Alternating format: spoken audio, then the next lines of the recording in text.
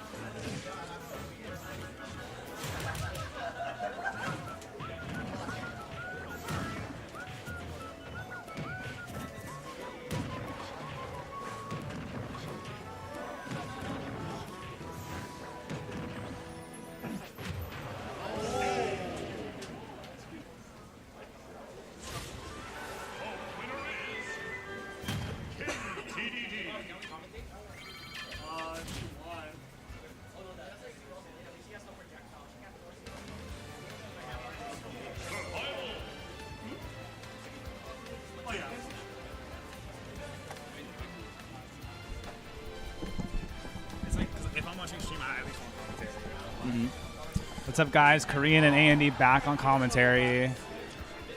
Yep. So that was an amazing first match. I wish I could have commentated that. That was straight. Those Gordos were wreaking havoc. Let's see if Bobby can adjust. Like I said, the suit dude goes for like the crazy like forward smashes, and it's so rewarding. It looks like Bobby hit that.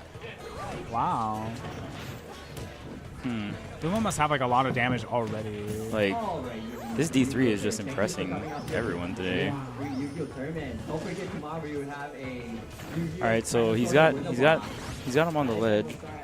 Oh, that jab attack is really good for getting rid of Luma. It does damage and then flicks it away like that. That's perfect. Oh, did it die? Yeah, oh, with nice. the jab, it just flew away. There's a punish for the neutral.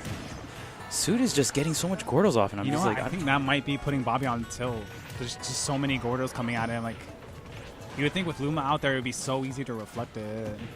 I usually have a really hard time. That just lingered.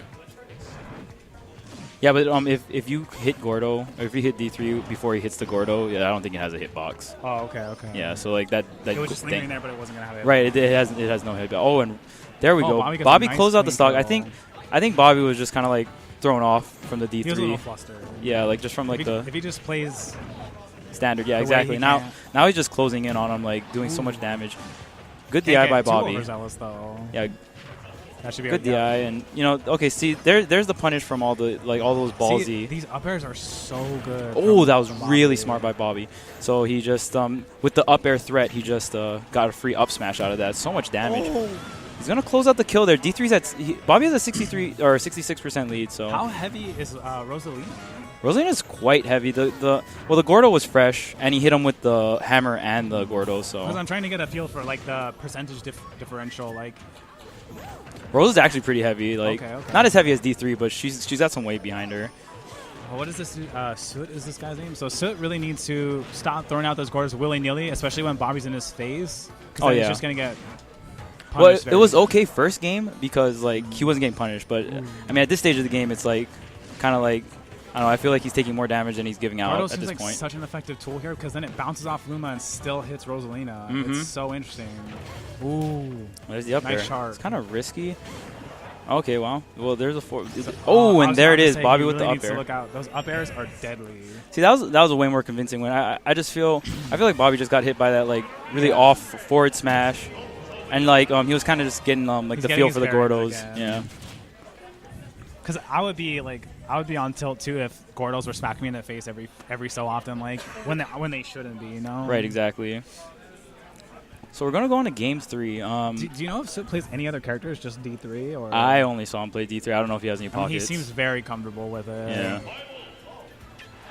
I feel like Bobby has a huge amount of momentum coming in to this third match. So I wonder if there's any reason why this stage Omega, like.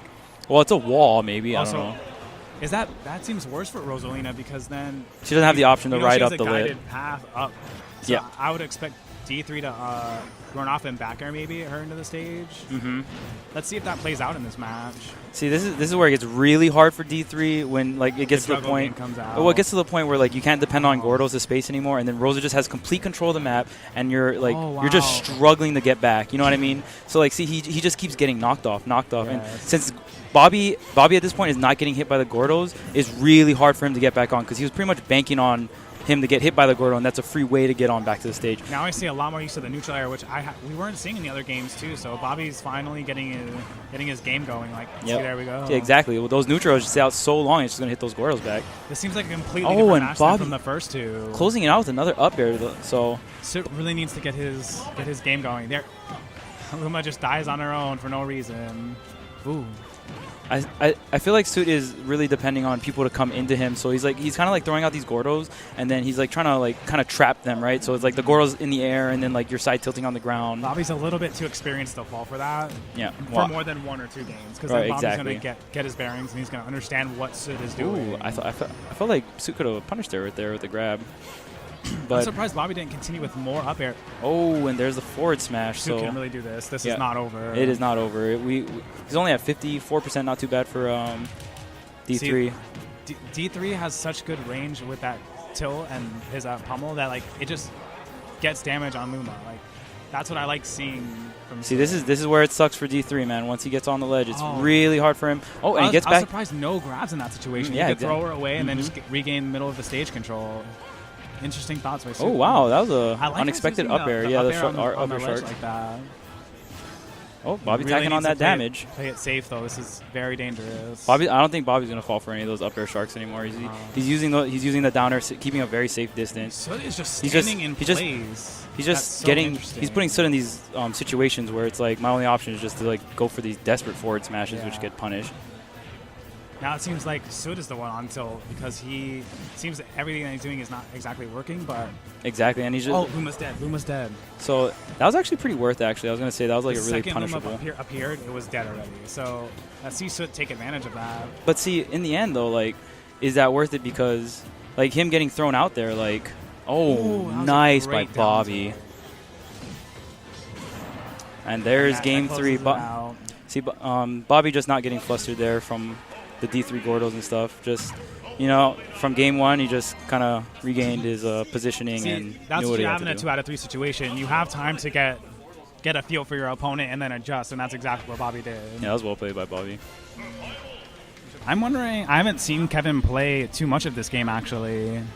He came over to my house last night, but I fell asleep, so player 1 looks like Kev.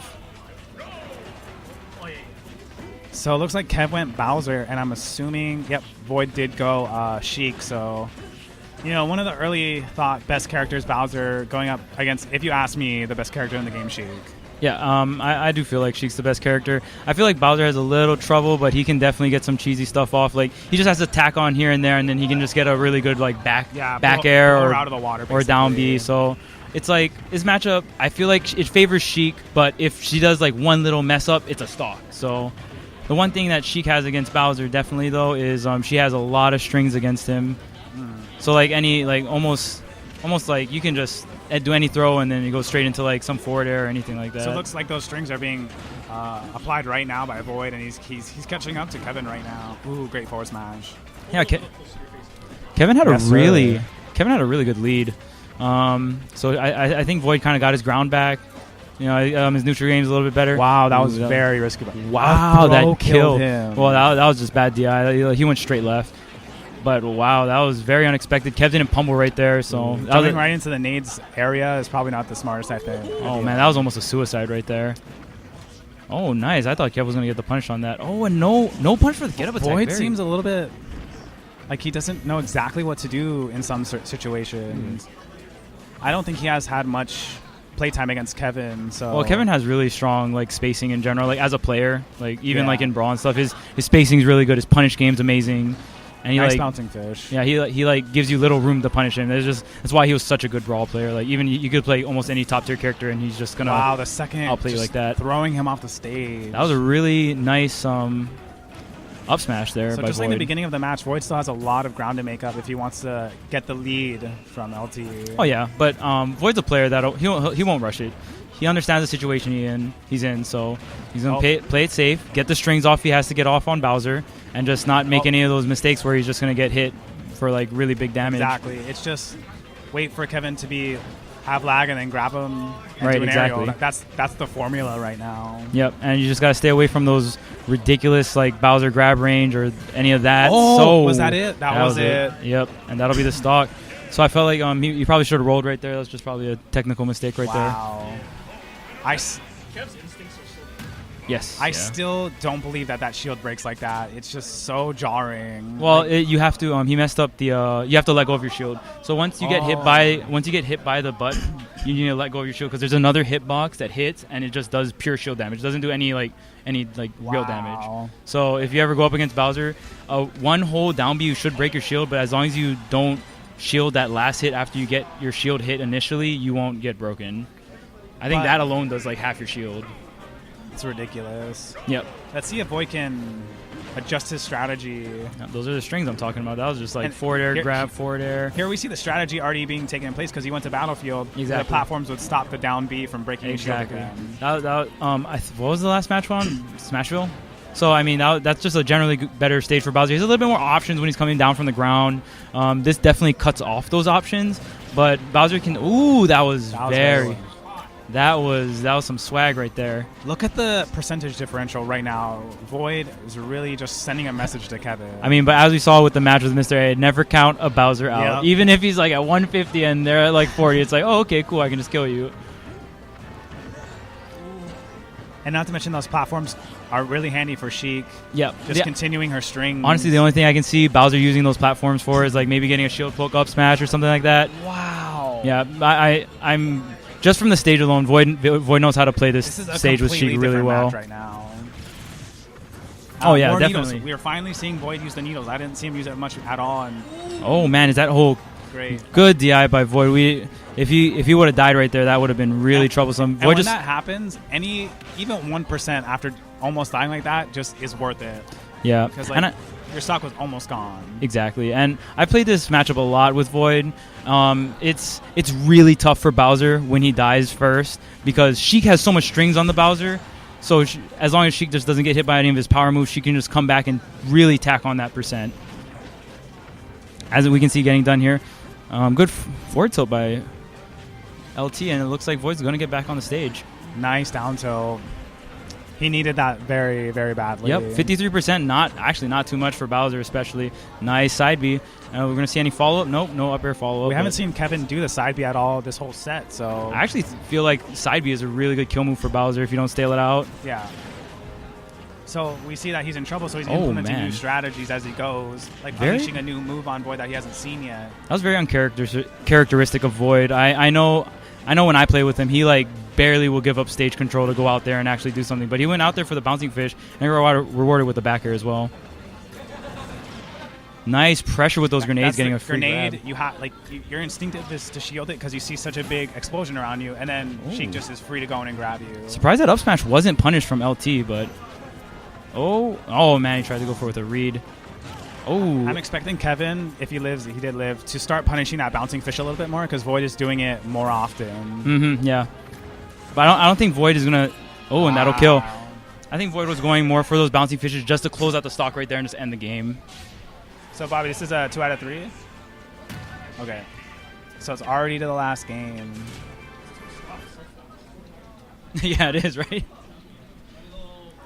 Do you know what other people, like mainland tournaments, have been doing? Most? Like the ones that are really featured are like Clash tournaments. Right. I don't know what I know a lot of online tournaments that I've watched here and there. They go usually like 3 stock when I was watching like 3DS tournaments. I've heard a little bit of more 3 stocks being implemented, so I wonder what the reasoning is behind that. I think it's more so, I don't know, like I think 2 stocks justified just because it's like friendlier to people, like newer people coming in. I mean, it's a whole different topic, I guess. So looks like it's a Kevin stage. From the first match, there was no platforms, and Kevin did very well.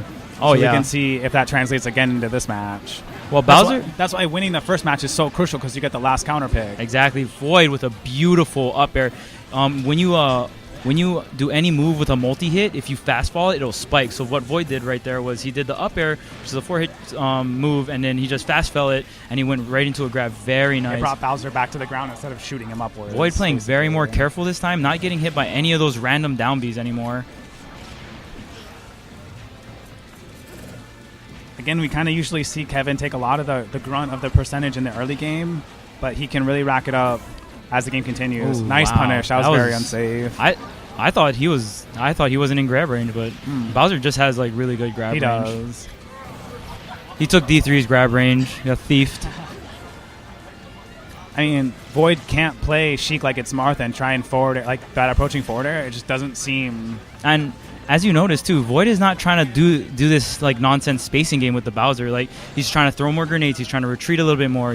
Get those needles in. Like I think that's really smart. It's just a little bit too risky if you try to play that spacing game out, because you might get grabbed or you might get tilted. This is like Void's getting that was an input error, definitely. Oh yeah, Void's getting a lot % just sitting back. Honestly, like So I'm just coming in and wondering punishing. What percentage Bowser's side B will kill? Because side B, Yeah, on kill Sheik it'll probably kill it around like 120, 130. It would have killed better on Battlefield because there's the platforms. On this stage, it's a little bit bigger, so you probably might have to get 140, 150. Okay. And it depends on where on the stage you hit it. But again, this is where Bowser doesn't want to be. Like his first stocks got taken. Sheik's still kind of in kill range, but she's gonna string you over and over and over. And that's a little bit of a mind game in itself, because Kevin has to wonder: do I just fish for that kill and like make the ground up that I'm losing, or does he play it super cautious still? Because he doesn't have all day. Oh man, Void is really utilizing these grenades against Bowser. Even like tacking on those couple % just from the wind, it's actually doing a lot of work and keeping LT at bay. So let's see if. Oh Wow. man, he doesn't, and that actually kills Void with the famous up B kill. A 2-stock on the last match. That was very convincing. I actually thought he was gonna have a harder time on Final Destination. and Void didn't do that the entire set, and he showed it right at the end when Kevin didn't expect it. I think he kind of just started remembering the matchup, like Oh, just yeah. Bowser's real weakness. Like if Bowser had, like when Bowser comes in and closes in on you, he does have all the tools. Like he has the fast jab, he has the grab. Can I get Lucky versus Germ? Wow, I'm wondering how such a slow character like Ike is going to deal with Germ's swift Kirby. This is going to be super interesting.